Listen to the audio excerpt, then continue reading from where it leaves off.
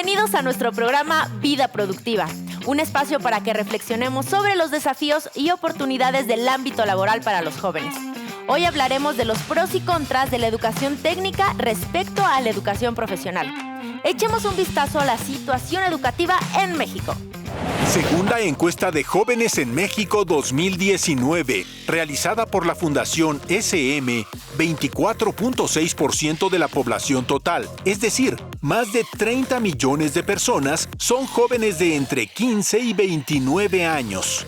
Según el Sistema Educativo Nacional 2016-2017, en México más de 4 millones de niños, niñas y adolescentes no asisten a la escuela. 2 de cada 5 adolescentes que viven en pobreza extrema continúan su educación después de la secundaria. Según datos de la SEP, en 2013, 70% de los jóvenes ingresó al bachillerato y solo el 52% lo terminó. De ese porcentaje, solo el 38% entró a la licenciatura en 2016 y solo el 27% la terminó entre 2019 y 2020.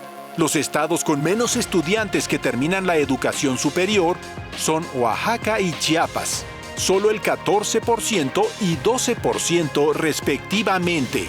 En promedio, 14.5% de estudiantes en nivel medio superior, es decir, 750,000 estudiantes, deja de ir a la escuela por diferentes motivos como la falta de recursos, la lejanía de las escuelas y la violencia.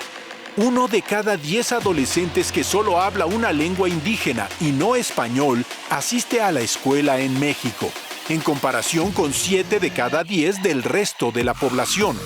En México, el 44.3% de las y los jóvenes se encuentra en situación de pobreza y 50.6% de este grupo obtiene un ingreso inferior a la línea de bienestar, Coneval 2018.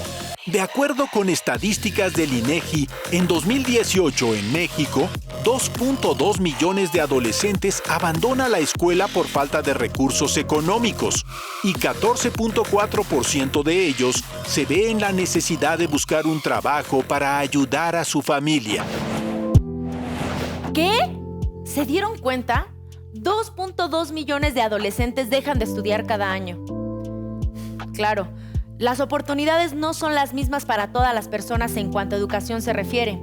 Algunas estudian, otras estudian y trabajan. Otras ni pensar en la opción de estudiar porque no hay escuelas que les queden cerca.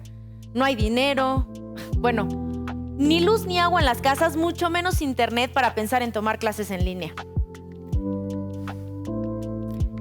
El camino que México ha recorrido en el tema de educación ha sido largo y se ha visto afectado por muchos factores. Cambios de gobierno, falta de infraestructura y no solo escasez en las escuelas, también de servicios públicos.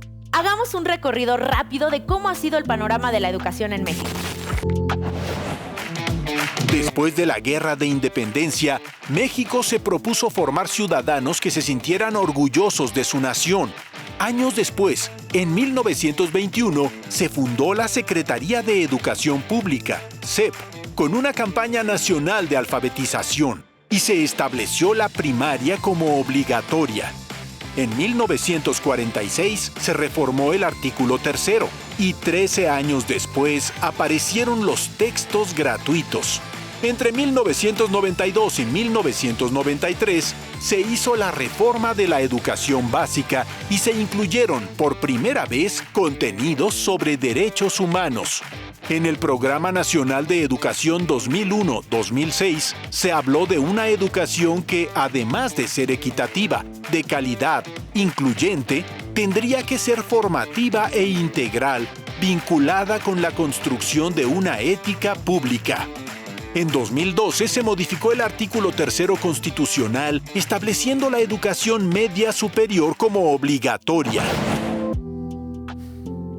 Ok. El panorama de la educación en México ha sido complejo y precisamente en estos momentos estamos en una situación mucho más difícil debido a la pandemia. La juventud ha tenido que decidir de manera inmediata cuál es su mejor opción ante el futuro. ¿Seguir estudiando? ¿Tal vez con clases en línea? ¿Esperar porque no hay computadora o internet para tomar esas dichosas clases? ¿O desertar? Si el artículo 3 establece el derecho de todo individuo a recibir educación, entonces es importante que el Estado siga trabajando para una educación cada vez mejor y para todas las personas, ¿no crees? Tal vez podamos empezar por revisar cuáles son las opciones que existen en nuestro país para que podamos seguir estudiando.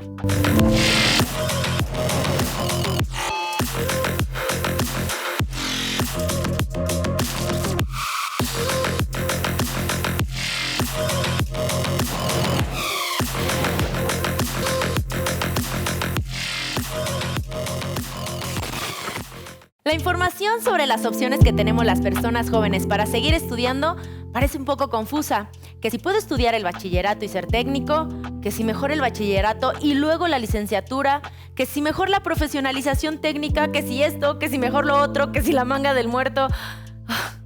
Para aclarar algunas dudas sobre esto, vamos a platicar con una experta en educación. Tal vez ella nos ayude a encontrar algunas respuestas a todas estas incógnitas.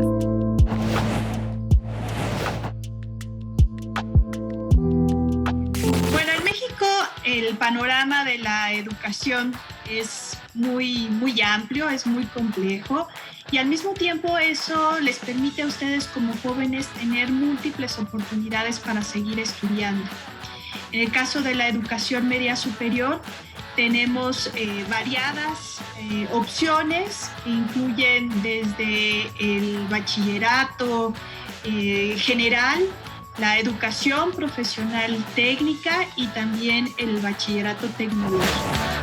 Bueno, el bachillerato técnico es una opción dentro de la educación media superior que está destinada básicamente a apoyarlos en su formación, tanto en conocimientos que se espera que ustedes adquieran en esta edad, ¿no? de jóvenes, pero también tiene la gran ventaja de ofrecerles una formación técnica, es decir, una formación que les permita de una manera digna acceder al campo laboral tan necesario en estos tiempos. El programa de formación dual es una propuesta muy valiosa, muy necesaria en nuestro contexto, que consiste básicamente en tener la oportunidad de formarnos tanto en la escuela, ¿no? En los centros escolares, como tener espacios también de formación en las empresas. Entonces, de ahí su nombre, ¿no? Dual, porque tenemos espacios de formación en el sistema escolarizado propiamente y tenemos también la oportunidad a partir del tercer semestre de hacer estancias, ¿no? laborales y que nos permiten conocer a gente que ya está trabajando, tener experiencia tan necesaria en el trabajo, ¿no? Que siempre nos preguntan, ¿cuál es tu experiencia? Bueno, ahí podemos tener experiencia y además tiene la ventaja de que podemos tener acceso a una beca que corresponde a un salario. Entonces, eso abre también la oportunidad de ir generando independencia económica y en su caso también, ¿por qué no?, apoyar a nuestra familia.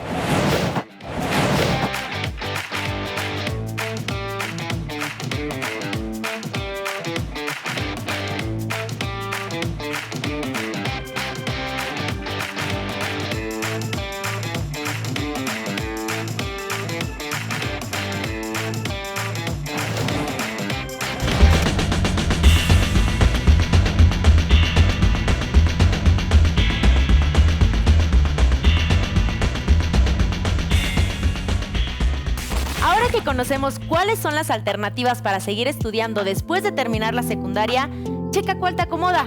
Vamos a ver los siguientes videos.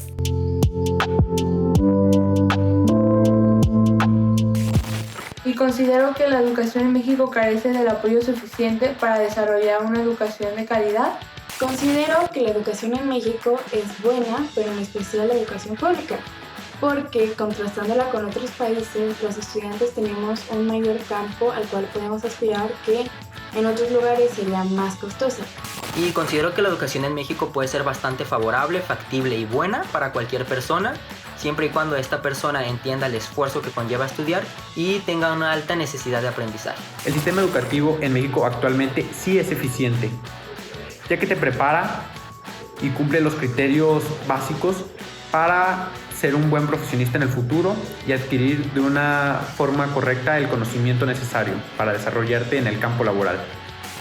En mi opinión, creo que México se ha quedado un poco limitado en cuestión de la educación, ya que a comparación de otros países hemos visto cómo han innovado en la parte tanto de la educación como en la parte de la tecnología, gracias a que sus propios gobiernos apoyan más esa parte.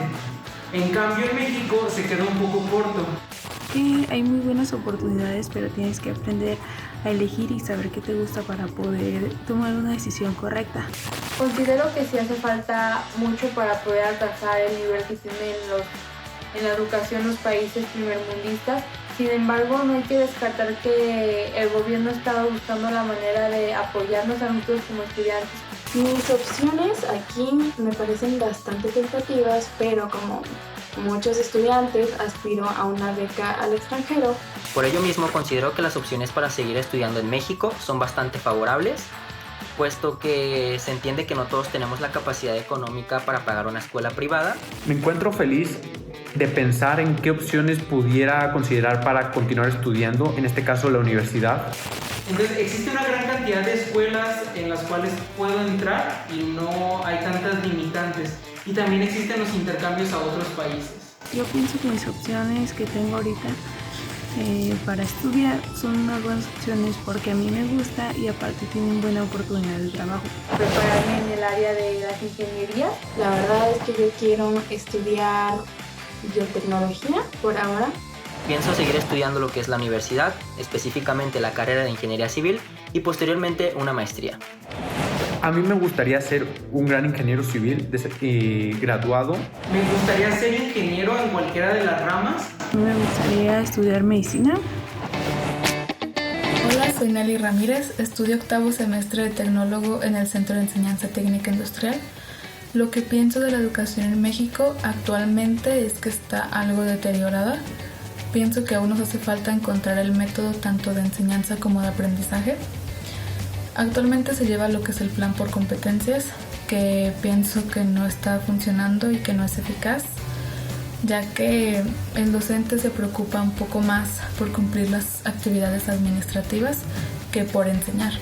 El alumno a veces también nos preocupamos más por asistir, por cumplir, que por realmente aprender. Pienso que por la misma razón hace falta mucha motivación para seguir estudiando y para asistir a las escuelas con ánimo y con el deseo de seguir aprendiendo. Considero también que es muy importante incluir temas en las escuelas como lo es educación sexual y educación financiera. Pienso que la educación de México irá mejorando, ya que cada vez es más accesible y hay más apoyos como lo son las becas. Ya vimos cuáles son las opciones para cursar el bachillerato. Ahora la cosa es encontrar una que se acomode a nuestras necesidades actuales, pero que también nos garantice un futuro agradable y feliz. Y si ya terminaste el bachillerato y te preguntas, ¿y ahora qué? Vamos a ver qué onda con la educación superior.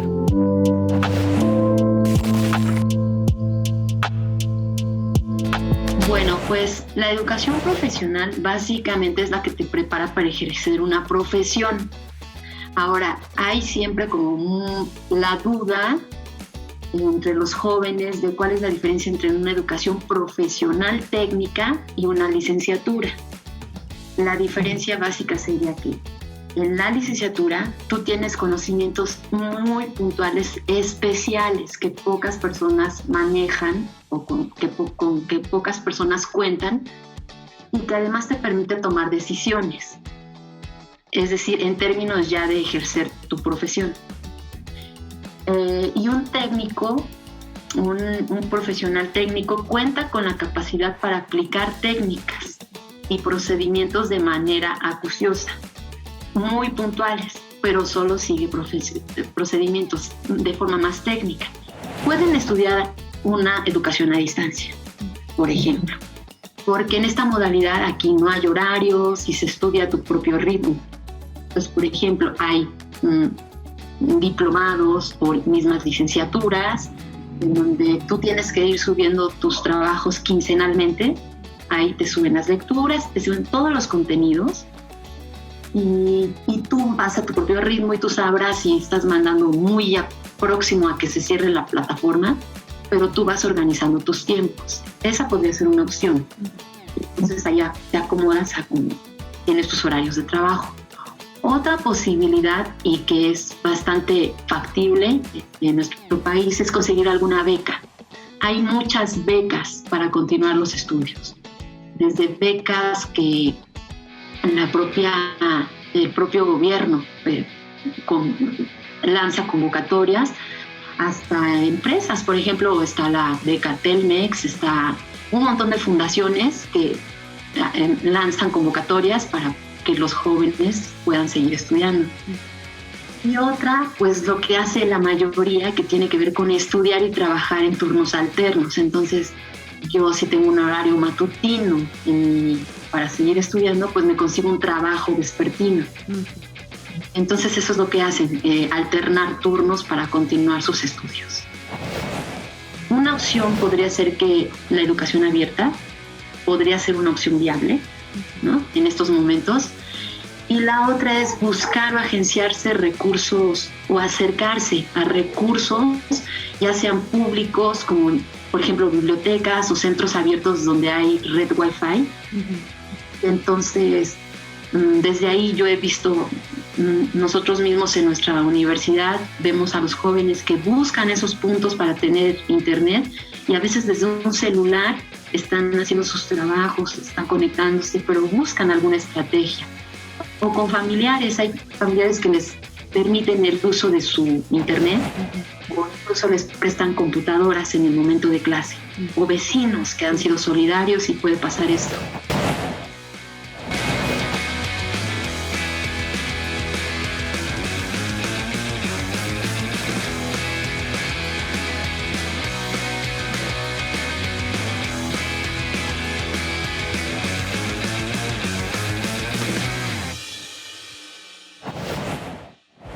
Estas son todas las opciones que existen de educación en México para las personas jóvenes. Revisa qué opción te conviene más. Hay algo que no hemos mencionado aún, y es ¿qué pasa con la educación en las comunidades indígenas? Según el artículo 3 constitucional, como ya mencionamos, todos tenemos derecho a la educación, y uno de los grupos con menos probabilidades de seguir estudiando son las personas indígenas. Acompáñenme a ver estas estadísticas. Según datos de UNICEF, en México, la asistencia a la escuela de las niñas y los niños indígenas es menor que la de los que viven en zonas urbanas. 1 de cada 10 niños que habla solo una lengua indígena no asiste de manera regular a la escuela. 1 de cada 10 adolescentes entre 15 y 17 años todavía cursa la primaria o secundaria. Existen escuelas indígenas en las que ningún docente habla la lengua de sus estudiantes.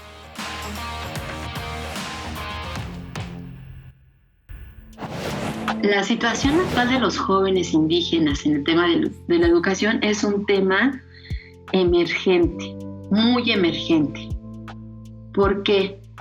Porque en primera instancia habríamos de decir que es una situación bien parecida a la de cualquier joven en distintos contextos.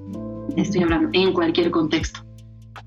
Con la particularidad de que en la mayoría o en algunos de los casos, los recursos todavía son más escasos, y la lejanía de provenir de una comunidad o pueblo indígena es que es de verdad determinante, porque a veces son 8 horas de la capital. Estoy pensando en Oaxaca.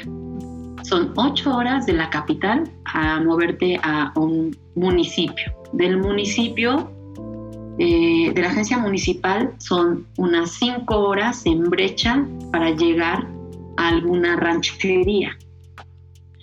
Y de ahí, pues, hay quienes todavía se avientan 12 horas caminando en la plena sierra, por ejemplo. Estoy pensando, no sé, en Putla, Guerrero, o en la zona de la Mixteca, en una zona muy árida, y tienen que caminar hasta 8 horas para llegar a sus comunidades. Entonces, esto evidentemente determina una causal de que sea mucho más complicado y complejo y difícil poder acceder a una educación superior. Teóricamente, sí hay un reconocimiento a esta población. Incluso constitucionalmente habría y se podría encontrar el reconocimiento a la diversidad étnica y cultural. En términos prácticos, estamos, repito, muy lejos de poder dar salida satisfactoria a esta población a nivel superior. Pero ya hay programas como los que acabo de decir en la pedagógica, o también se crearon lo que se conoce como universidades interculturales, que en teoría responden a recibir a población indígena, aunque aquí habría que ser cuidadosos porque la educación intercultural se concibe equivocadamente como un sinónimo de educación indígena y no es así. Hay muchas cosas en las cuales reflexionar y mucho trabajo por hacer. Por eso debemos exigir políticas públicas que mejoren las condiciones de educación de todas las personas en igualdad. Las personas jóvenes tenemos un gran potencial y tenemos que aprovecharlo. La educación es nuestro derecho. Actualmente hay becas, programas de apoyo y algunas iniciativas de las que después hablaremos y que podrían ayudarnos a decidir hacia dónde encaminar nuestros estudios.